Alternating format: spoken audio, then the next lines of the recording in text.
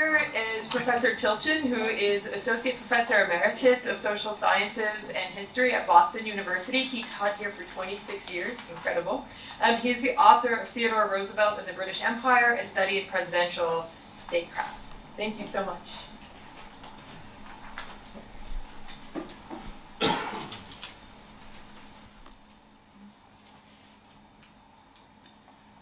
Thank you, Amy, and also thanks to Grant for organizing this really extraordinary conference.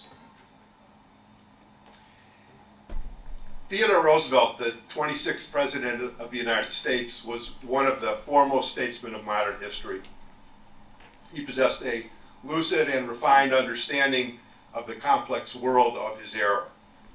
According to Henry Kissinger, writing in 1994, TR, quote, approached the global balance of power with a sophistication matched by no other American president. Moreover, Roosevelt, who served as president from 1901 to 1909, was a virtuoso in the realm of execution, pursuing his foreign policy objectives with remarkable skill and effectiveness.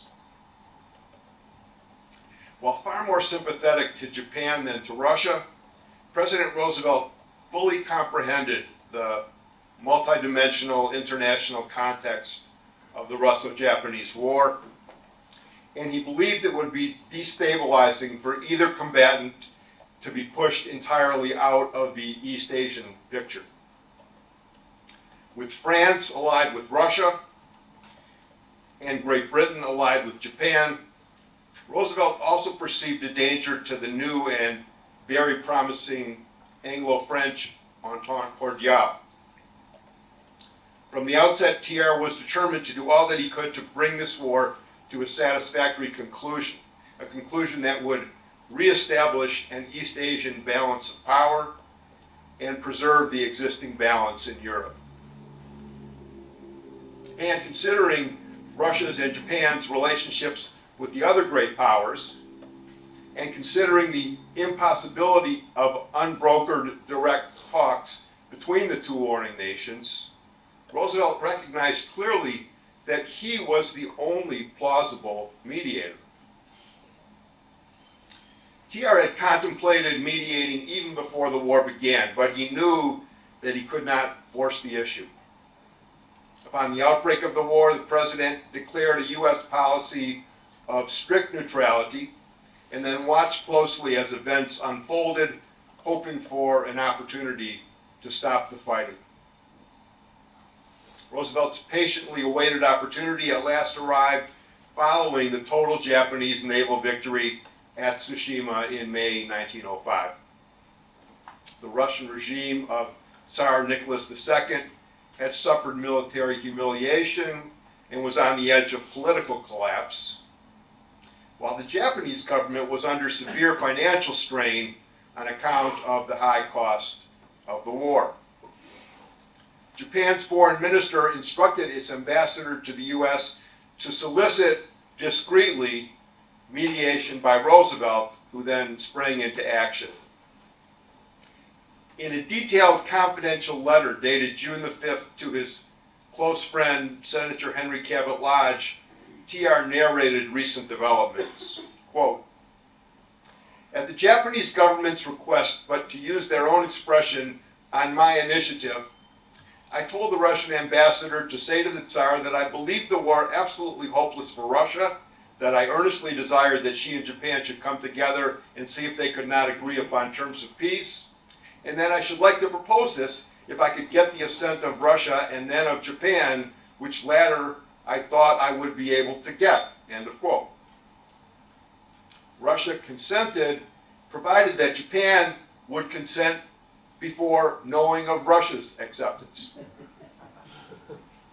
Roosevelt performed this dance with agility, and the two belligerent powers agreed to undertake peace negotiations, the location and the arrangements to be decided.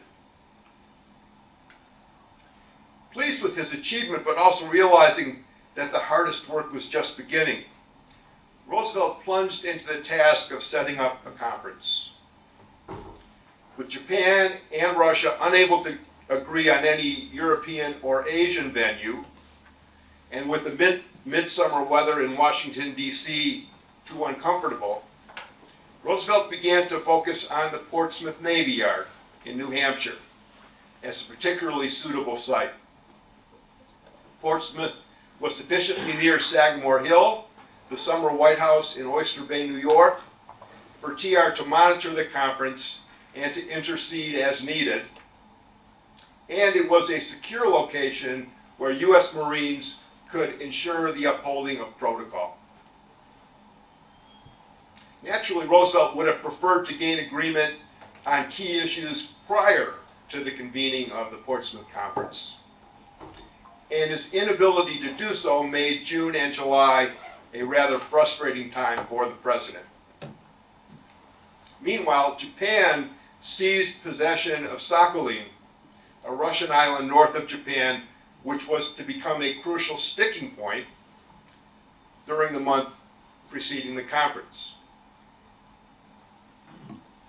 So, TR launched the conference in late July and early August by meeting at Sagamore Hill with the leaders of the two delegations, and then hosting a formal reception aboard the presidential yacht Mayflower on August 5th.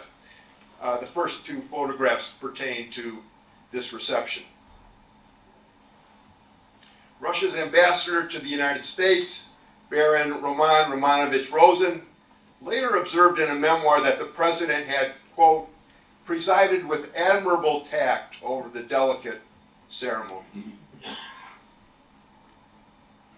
The delegates gathered in Portsmouth on August 8th with Assistant Secretary of State Herbert Pierce, the highest-ranking American present. And in their deliberations, they adhered to Roosevelt's suggestion that they discuss the most difficult terms last. TR was seeking to create, quote, a climate for compromise. Physically, the president was at Sagamore Hill and was now in the background. Paradoxically, however, he was the most important, indeed the indispensable participant in the conference.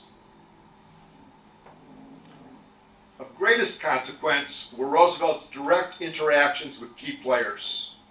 The issues were multifaceted, and it was an extremely difficult challenge for TR to keep up with these negotiations and to guide them.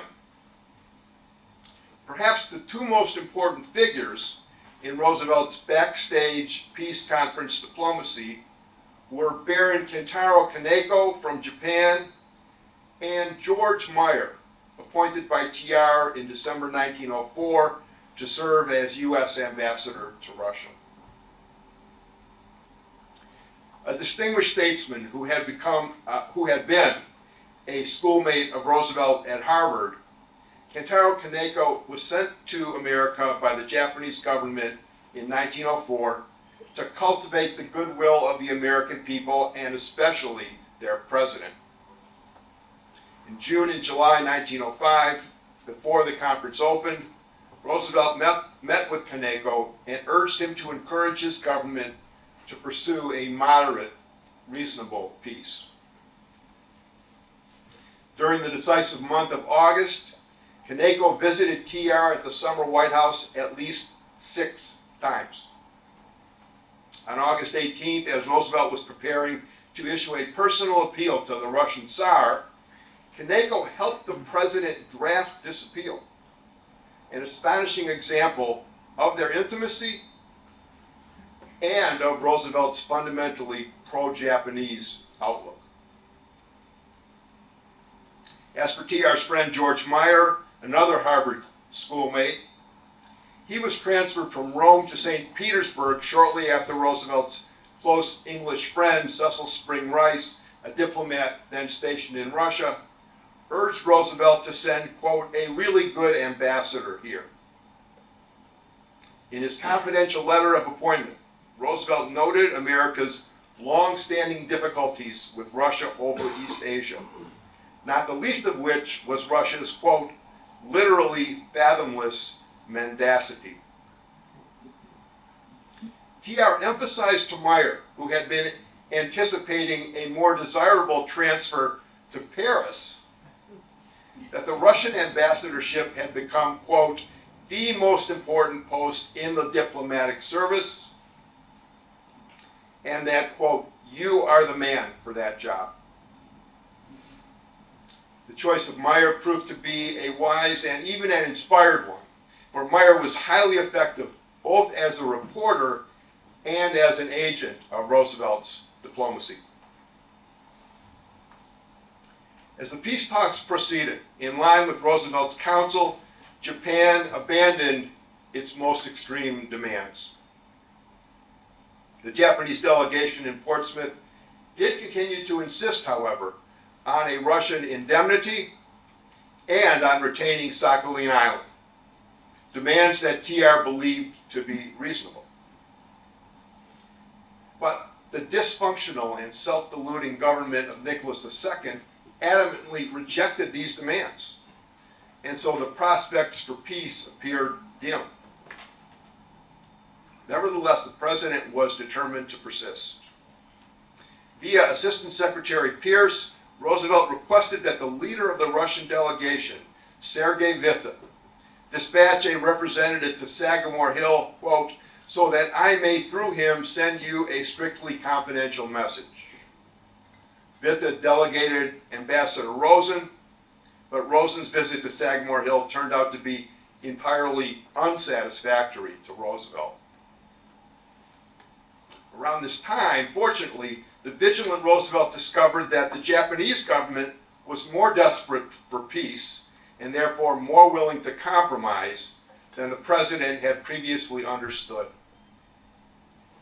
In addition to the terms that had earlier and rather easily been agreed upon, among them Japanese control over Korea, it now appeared possible that peace could be attained on the basis of no Russian indemnity and the division of Sakhalin Island between the two belligerents. TR enlisted the support of German Kaiser Wilhelm II, who could sometimes influence his cousin the Tsar, on behalf of such a compromise, and he assigned Ambassador Meyer to speak with the Tsar in person. Meyer very impressively mobilized just the right arguments to persuade Nicholas to consent to a division of Sakhalin. Still, the week between August 23rd, when Meyer met with the Tsar, and August 29th, when final agreement was achieved, was filled with tension and frayed nerves in Tokyo, St. Petersburg, Oyster Bay, and Portsmouth. Although prepared to divide Sakhalin, Japan now wanted Russia to pay it for returning the northern half, which Russia was not willing to do. For his part, Roosevelt was incredibly busy during these pivotal days, pressing both sides and working every possible channel in his quest to break the deadlock. But ultimately, the question of peace or continued war was beyond the president's control, and as the final meeting of the chief Russian and Japanese delegates convened in Portsmouth, with the Russians ready to break off the talks and depart, Roosevelt could only wait and hope. In Portsmouth, at the last moment, Japan yielded. Sakhalin would be divided at the 50th parallel without payment, with Japan retaining the southern half. Peace had been attained. A week later, the formal signing of the treaty took place. Despite internal unhappiness with the treaty in Russia and Japan, both governments appreciated the difficulty and the significance of Roosevelt's diplomatic feat. In his book, The Treaty of Portsmouth, An Adventure in American Diplomacy, Eugene Trani offers the following summary assessment of TR's work, quote, "It was clearly a Roosevelt-managed peace. The conference had assembled on his initiative. He had convinced the Japanese and the Russians of the need for it. His preaching made the powers think of moderate terms. His influence was especially apparent on the Japanese. Roosevelt kept the conference going by constant contact with the plenipotentiaries and their governments." End of quote. During the closing phase of the conference, Strandy contends TR's communication through Meyer with the Russian government was particularly consequential. The commemorative plaque on Building 86 at the Portsmouth Navy Yard, shown in the third photograph, reads in its entirety as follows. In this building, at the invitation of Theodore Roosevelt, President of the United States, was held the peace conference between the envoys of Russia and Japan, and September 5th, 1905 at 3:47 p.m. was signed the Treaty of Portsmouth, which ended the war between the two empires. By his extraordinary diplomatic effort, President Theodore Roosevelt had brought to a halt a very destructive war, while restoring an East Asian balance of power and protecting the Anglo-French Entente Cordiale, a major asset to the Anglo-American partnership that constituted the cornerstone of Rooseveltian foreign policy. When the Nobel Peace Prize was awarded to TR in 1906, he was an entirely worthy recipient. Thank you.